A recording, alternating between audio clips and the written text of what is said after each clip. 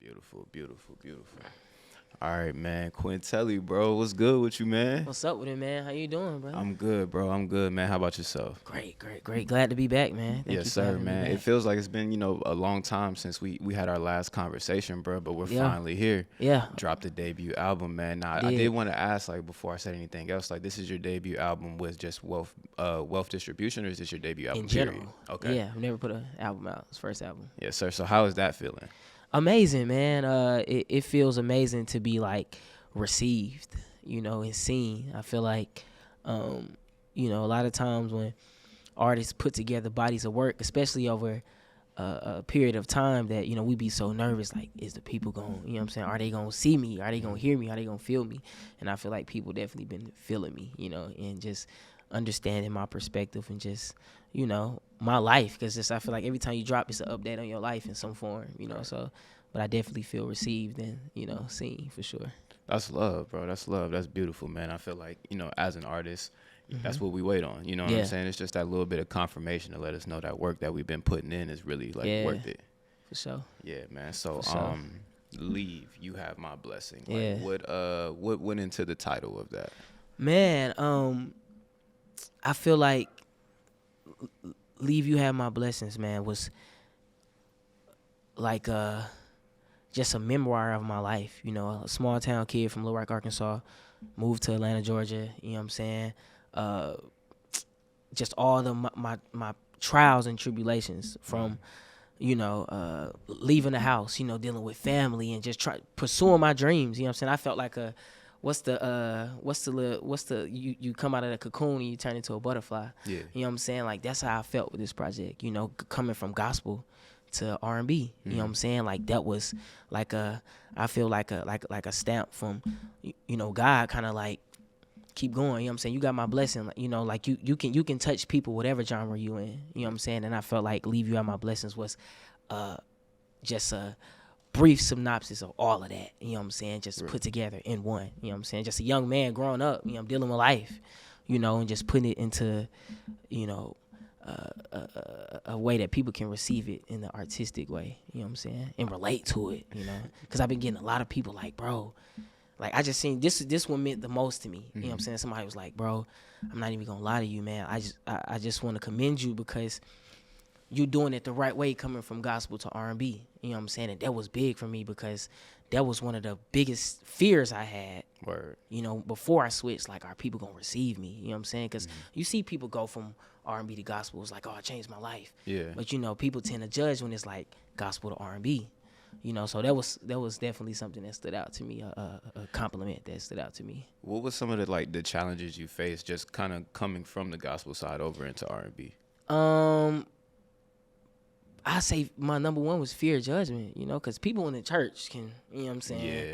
They can be a little judgmental, you know what I'm saying? The worst ones. And for real, and Yeah. especially when you started to kind of make noise on the gospel side, in a sense, like people, like knew me on that side, especially artists, So it was my biggest challenge was just facing the fear of, you know what I'm saying, whatever they say, they're going to say, because once you got them as a believer, they're going to believe, you know what I'm saying? But it was that initial push. And my mom used to be momager, you know what I'm saying, on that side. So she wasn't really ready to let go.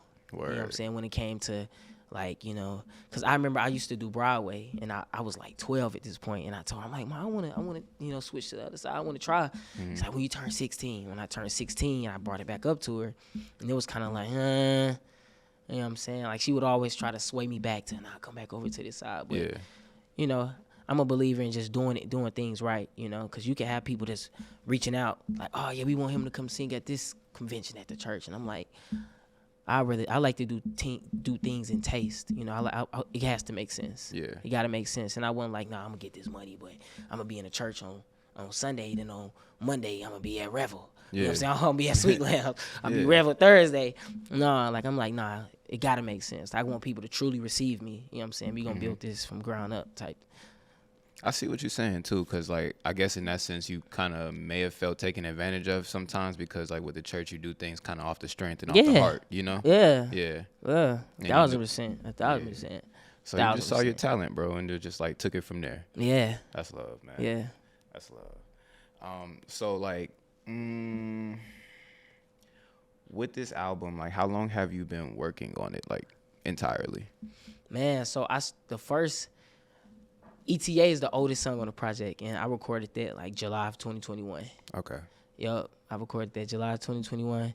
I had a session with this producer named Carvello, fire, super cold, and we cooked up ETA. That's the oldest record on the project. But I've been working on this album probably since like 2020. Word. I just been shooting, just shooting, figuring out the sound, figuring out the perspective, figuring out, my audience, and just getting comfortable in my pocket. Yeah. You know what I'm saying? Finding my pocket, just getting comfortable, cutting records, because it's you also want to be believable on the records. You want people to feel you don't want to just be a robot, you know what I'm saying, sing lyrics. So it definitely was cultivated over these last 4 years, like 2020 all the way to now.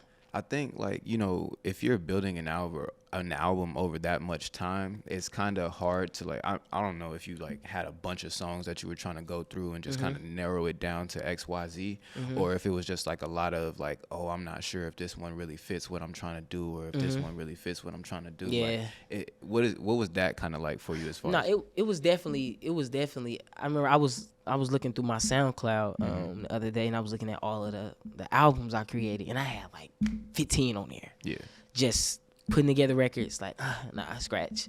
You know what I'm saying? But it became easier once I think the perspective and it was more direction, over time. It definitely became easier to narrow down the records when at one point I was just trying to figure it out. I'm just shooting. Yeah. Trying to get better in the gym, you know what I'm saying? Just getting up shots. But as I started to get my pocket and just confidence on the mic. Yeah. You know what I'm saying? That became like, okay, that's not the word. Now let's make sure it all makes sense. You know what I'm saying? So for sure, that definitely was the process of that. And that's real. I think as an artist, confidence is one of the most difficult things to find sometimes because artists are sensitive. You know what I'm saying? Yeah, for so sure. You want people to like what you do, and it's just like, I don't know. Yeah. Yeah.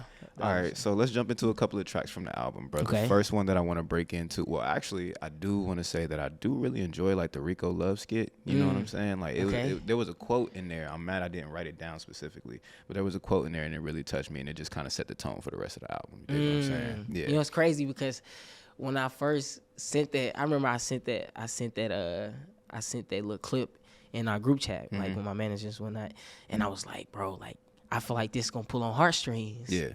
Because I heard that clip in like 2018. Word. And I never forgot it. Like, I would always tell Rico, like, bro, this clip is golden. Like, I'm gonna use this one day. So when we was putting the project together, I was like, bro, I got something. So I sent it to my boy Benji.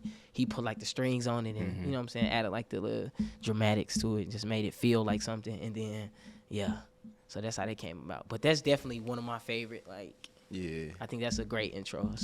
Nice little gem to get it going. Yeah, for sure. Appreciate that. That's dope. All right, so let's talk about Rent Free. Okay. Break that down for me. So I was dealing with this girl. Not even gonna cat to you, the vibes always get me telling stories. I was dealing with this girl, and we dealt with each other for a little minute, but eventually, maybe like right before I moved to Atlanta, I stopped talking to her, and a little time passed. We started back talking. It was just rocky. It was just super rocky, and but even when we wasn't dealing with each other, she was always on my mind. I'm like, damn, you know what I'm saying? Like, rent free for real. Like, this is rent, you know what I'm saying? Free. So I just, anytime I would get an idea, I would just write it down on my notes. Like, and I went back to Arkansas, and then I cut that record.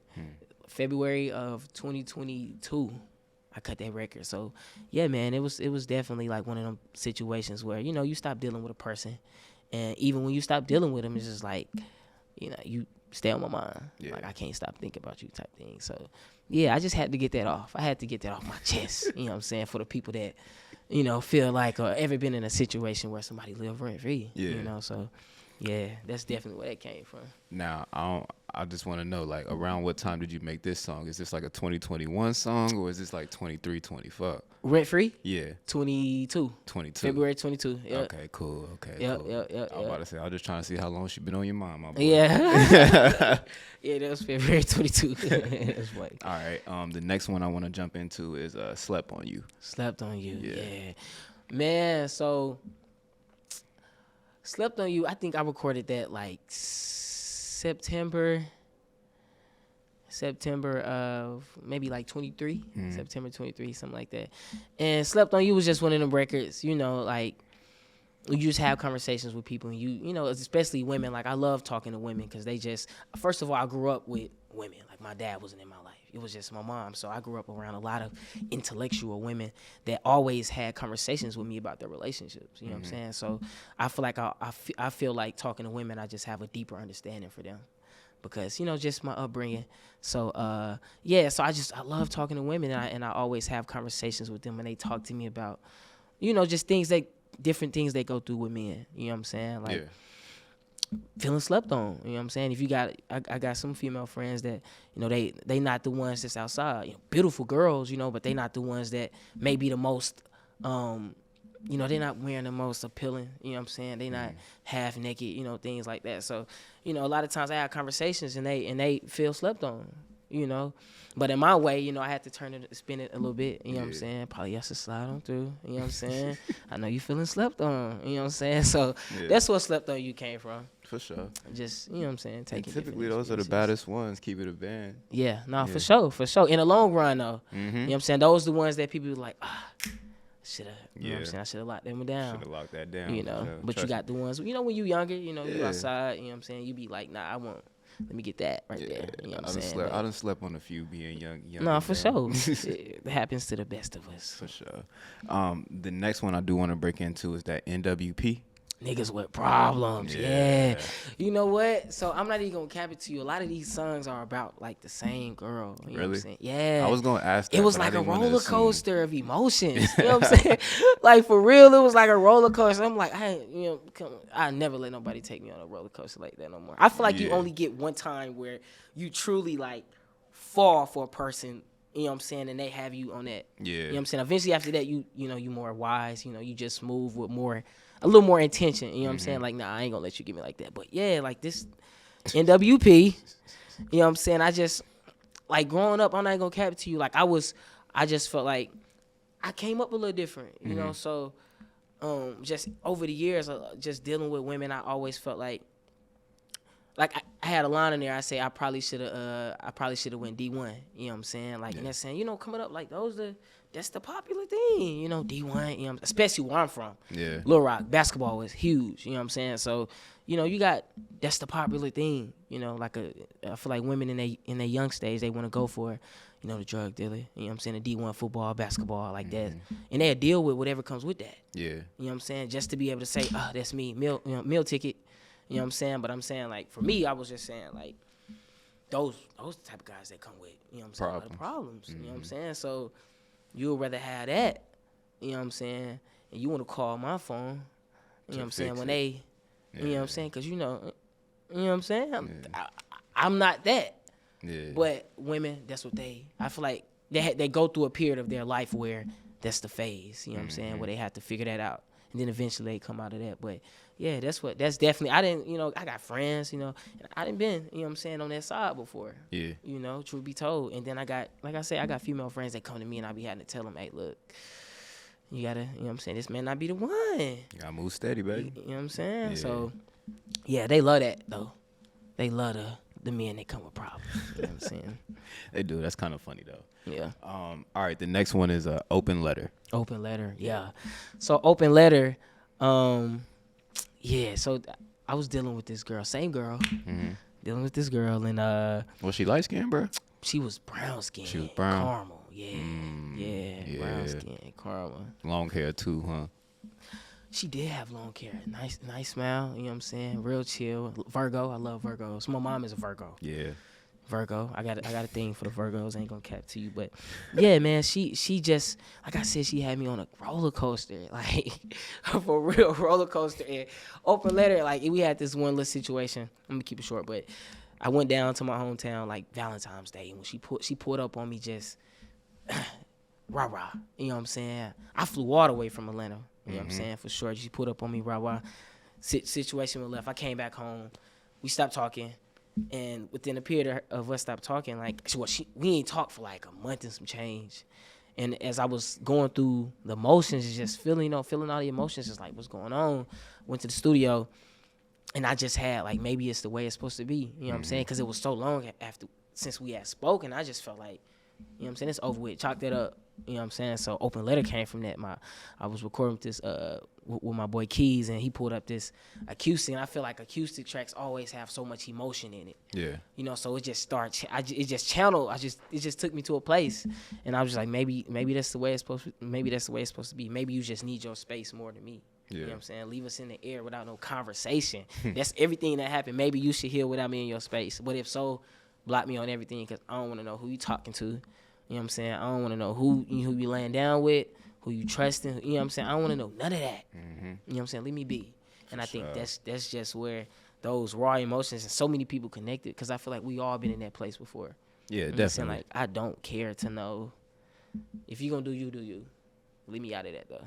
You know what I'm saying? But 100%. That's where Open Letter came from. I don't want to see nothing. I'm good. Yeah, no cap. Super straight.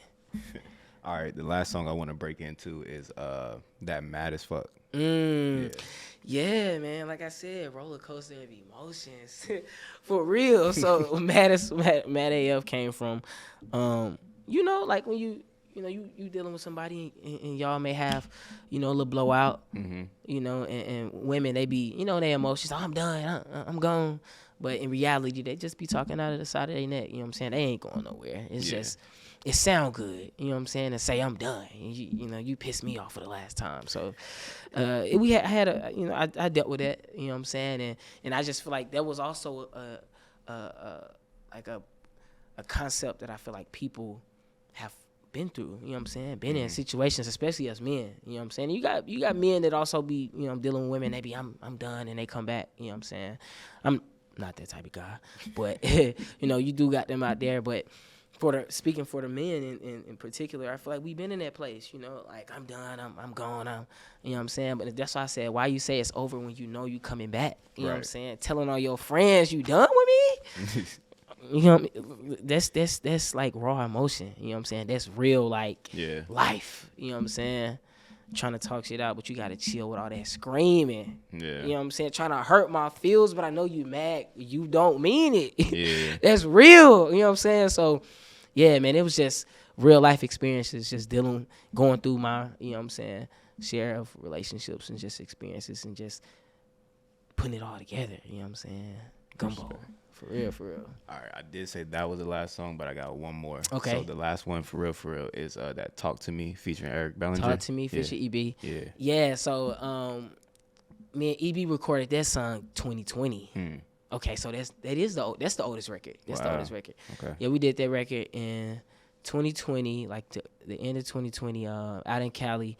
Yeah, man, we had cut a few records, and EB is a crooner. You know what I'm saying? I can croon, but I have a little more pocket in my delivery when I, you know what I'm saying, record and whatnot. And I just wanted to make sure the track it complemented the both of us, and I feel like that track has so much nostalgia. You know what I'm saying? They got an R&B pocket. I was able to find, like a more melodic pocket, and he was able to, do what he does. He's a crooner, you know what I'm saying? So in the concept, Talk to Me, you know what I'm saying? Like that can be taken, you know what I'm saying, multiple ways. That can be taken sexually, so I could be taken from a place of, I love how you communicate to me. I love how you tell me, like, you reassure me, you know what I'm saying? Like things of that nature. I love how you, just the small stuff, tell me about your day. You update me, you know what I'm saying? Yeah. Little stuff like that. So, yeah, man, that record that's the oldest record on the track. February. Oh, well, it wasn't February. It was like maybe like October of 2020 when we cut that record. So, yeah, man, that's definitely probably one of my favorite joints I got with EB. That's what's up. Yeah, we got some other ones too though. So, and I was gonna ask a little bit more about that. You guys were on tour together. You opened up a few days for him, right? Yeah, I did. I opened up for EB March 3rd, and March 4th in Nashville. Okay. Yep. Fire show. Fire. Amazing. Yeah, amazing. That's what's up, man. That's amazing. What's up, man. So you already asked if there was anybody that you were, if there was somebody that you was talking to on the album. So I don't really gotta go there. But like, what else can we expect from you, like in 2024, bro? Man, shows. Yeah, we gonna be outside touching the people, man, for sure. Like, I feel like this is a great body of work that people can really sit with, and I feel like it'll give them a glimpse, you know what I'm saying, of who I am before meeting me, you know what I'm saying. And yeah, man, we outside this year, man. So definitely hella shows. We gonna work this project, but you know what I'm saying, little singles, one-off singles, and we might get a deluxe to this album. So you know what I'm saying, just keep your ears out for that. But yeah, man, we outside this year, man. We outside, we touching the people, man. Shows going super crazy. For sure, super man. crazy this year. Yeah. And the summer coming up. Yeah, we outside. Exactly. We outside. Man, I think a debut deluxe would be a great idea. But you know, just keep me posted, bro. Anytime you guys got anything going on and you need something, just always come holler at us here at Pandora, bro. For sure, bro. Thank you for having me again. Yes, sir. 1,000.